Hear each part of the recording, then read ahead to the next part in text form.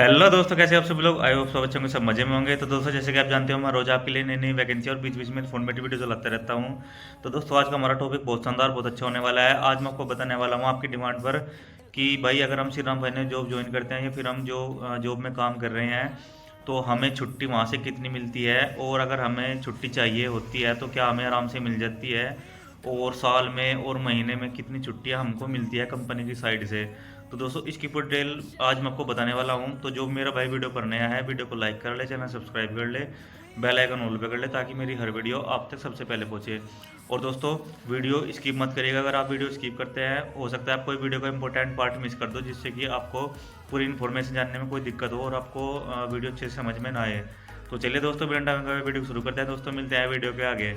दोस्तों, सबसे पहले बात करते हैं, अगर आप यहाँ पर फ्रेशर है या फिर आप एक्सपीरियंस वाले हैं, तो सबके लिए यहाँ पर सिर्फ फाइनेंस जॉब में छुट्टियों का जो पैटर्न है वो सेम होने वाला है।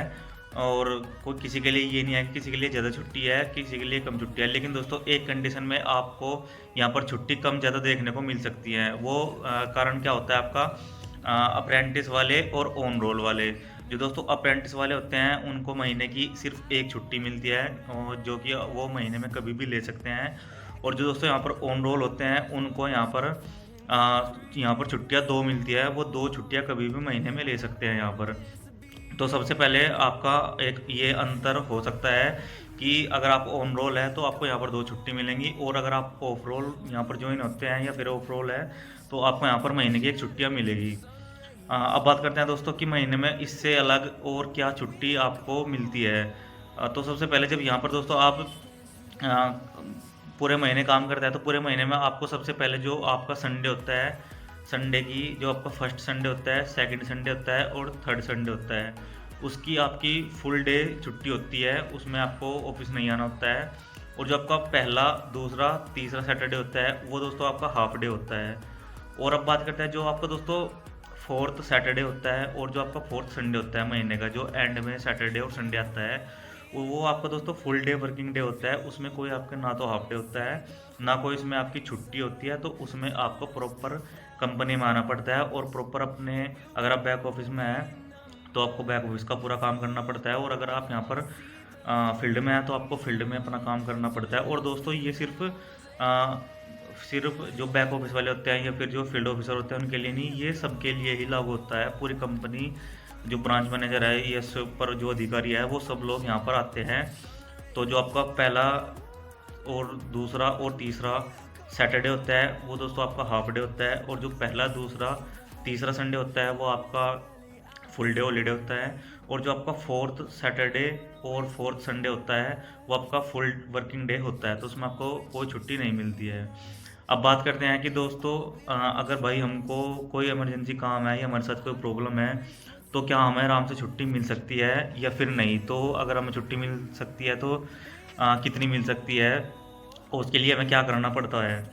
तो उसके लिए दोस्तों क्या होता है कि अगर आपके सामने कोई, आपके साथ कोई प्रॉब्लम है, या फिर आपको कोई मतलब कुछ आपकी तबीयत ख़राब है, या फिर कुछ और अदर आपको काम है, तो उसके लिए क्या होता है कि आपको, अगर आप ऑन रोल है तो आप अपने HRMS से वहाँ पर छुट्टी अप्लाई कर सकते हैं। और अगर आप ऑफ रोल है तो आप जो आपके ब्रांच मैनेजर होते हैं, आप उनको मेल भी कर सकते हैं।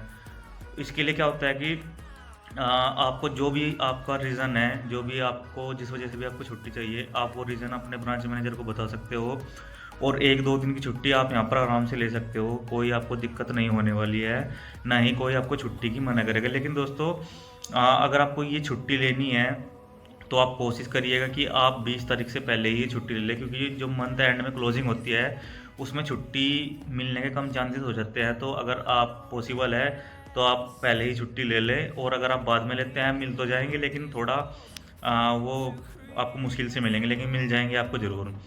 तो महीने में आप 1-2 छुट्टी आराम से ले सकते हैं। तो दोस्तों, महीने में आप 1-2 छुट्टी आराम से यहाँ पर ले सकते हैं, और 1-2 आपको छुट्टी यहाँ पर कंपनी की तरफ से मिल जाती है। बाकी सैटरडे और संडे मैंने आपको बता दिया है।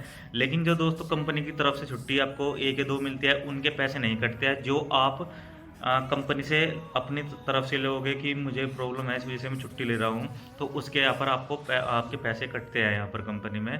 सिर्फ आपके पैसे उनके नहीं कटते हैं सैटरडे और संडे के। और जो कंपनी आपको 1 या 2 छुट्टी देती है, सिर्फ उनके पैसे नहीं कटते हैं जो आप छुट्टी लेते हैं कंपनी से। उनके आपके प्रॉपर पैसे यहाँ पर कटते हैं। इसके अलावा भी दोस्तों और एक्स्ट्रा क्या छुट्टी मिलती है आपको, ये होता है दोस्तों, जैसे कि आपका जो यहाँ पर बड़े फेस्टिवल आते हैं जैसे कि होली, दिवाली, इस तरीके के जो जो बड़े फेस्टिवल आते हैं उन सब पे आपको यहाँ पर छुट्टियाँ मिलती हैं। और जितनी भी जो जितने बड़े त्यौहार हैं, जितने मतलब हो जैसे कि होली, दिवाली या फिर इससे अलग भी कोई और बड़ा त्यौहार है तो उन पर आपकी छुट्टियाँ रहती है। जो अब कुछ लोग ये सोचते हैं कि जो गवर्नमेंट छुट्टी होती है, क्या वो सारी छुट्टियाँ यहाँ पर सिर्फ मायने जॉब में मिलती हैं? तो दोस्तों वो छुट्टियाँ यहाँ पर नहीं मिलती हैं, सिर्फ यहाँ पर कुछ मेन ही छुट्टी आपको यहाँ पर देखने को मिलती है। बाकी जो गवर्नमेंट छुट्टी होती है वो सारी आपको यहाँ पर बैंक में मिलती है, श्रीराम फाइनेंस जॉब में नहीं मिलती, या फिर किसी भी एनबीएफसी कंपनी में यहाँ पर आपको नहीं मिलती। जितनी भी गवर्नमेंट छुट्टियाँ होती है वो सारी की सारी आपको यहाँ पर बैंक में मिलती है। जैसे कि बैंक में जो आपका सेकंड सैटरडे और संडे होता है वो फुल मतलब हॉलीडे होता है। फोर्थ सैटरडे और संडे होता है वो भी आपका फुल हॉलीडे होता है, उसमें आपको नहीं आना होता है। और जो आपका पहला और तीसरा सैटरडे होता है उसमें आपका वर्किंग डे होता है, तो एक बैंकिंग की छुट्टी होती है। लेकिन एनबीएफसी में आपकी हर कंपनी की अलग अलग यहाँ पर छुट्टियाँ होती है, हर कंपनी का अलग अलग यहाँ पर काम करने का तरीका होता है। और छुट्टी का पैटर्न भी हर एक कंपनी का यहाँ पर अलग होता है, कोई एक छुट्टी देती है तो कोई 2 छुट्टी देती है। तो सब कंपनी का अपना अलग अलग है। ये बात मैंने आपको बताई है ओनली श्रीराम फाइनेंस जॉब की, कि आपको वहाँ पर कितनी छुट्टी मिलती है। तो सबसे पहले आपकी जो आप ऑन रोल है, ऑफ रोल है, ऑन रोल है तो आपको 2 छुट्टी मिलती है, अगर आप ऑफ रोल है तो आपको 1 छुट्टी मिलती है। और अब बात करते हैं कि जो आपका पहला, दूसरा, तीसरा सैटरडे होता है वो आपका हाफ डे होता है, फोर्थ सैटरडे आपका फुल वर्किंग डे होता है। पहला, दूसरा, तीसरा संडे जो होता है आपका उसकी आपकी छुट्टी होती है, फोर्थ संडे की आपका फुल वर्किंग डे होता है। और उसके बाद क्या होता है कि आपको 1-2 छुट्टी आप महीने की यहाँ पर आराम से ले सकते हैं, उसमें आपको कोई प्रॉब्लम नहीं आएगी। जो भी आपका रीज़न है आप वो अपने ब्रांच मैनेजर को बताकर आप अपनी छुट्टी यहाँ पर ले सकते हैं। और जो आपकी यहाँ पर आप अपनी मर्ज़ी से छुट्टी लोगे उसका आपको यहाँ पर पैसा कटेगा। जो कंपनी आपको छुट्टियाँ देती है उसका पैसा आपका यहाँ पर पैसा नहीं कटने वाला है। बाकी इससे अलग जो भी और आपकी छुट्टी होती है, जो बड़े फेस्टिवल होते हैं उनकी सबकी आपकी छुट्टी होती है। और जितनी गवर्नमेंट छुट्टी होती है वो सारी आपको यहाँ पर नहीं मिलती, सिर्फ कुछ गिनी चुनिंदा आपको यहाँ पर छुट्टी देखने को मिलती है। तो ये थी दोस्तों आज की इन्फॉर्मेशन। आज मैंने आपको बता दिया कि श्रीराम फाइनेंस जॉब में कितनी छुट्टी मिलती है और कब कब छुट्टी आप ले सकते हैं। अगर आप छुट्टी लेते हैं तो क्या आपका पैसा कटता है और कितनी मतलब साल की छुट्टी मिलती है। तो दोस्तों फुल डिटेल आज मैंने आपको बता दिया है। दोस्तों अगर इससे अलग आपको कोई डाउट है, आपको कुछ समझ में नहीं आता है तो आप मुझे कमेंट कर सकते हैं। डिस्क्रिप्शन बॉक्स में मेरा व्हाट्सएप ग्रुप का लिंक है और साथ में मेरा इंस्टाग्राम आईडी का लिंक भी आपको वहाँ पर मिल जाएगा, आप मुझे वहाँ पर भी कॉन्टैक्ट कर सकते हैं। तो चलिए दोस्तों आज की वीडियो फिर यहीं पर एंड करते हैं, फिर मिलते हैं किसी नेक्स्ट वीडियो में, तब तक के लिए बाय।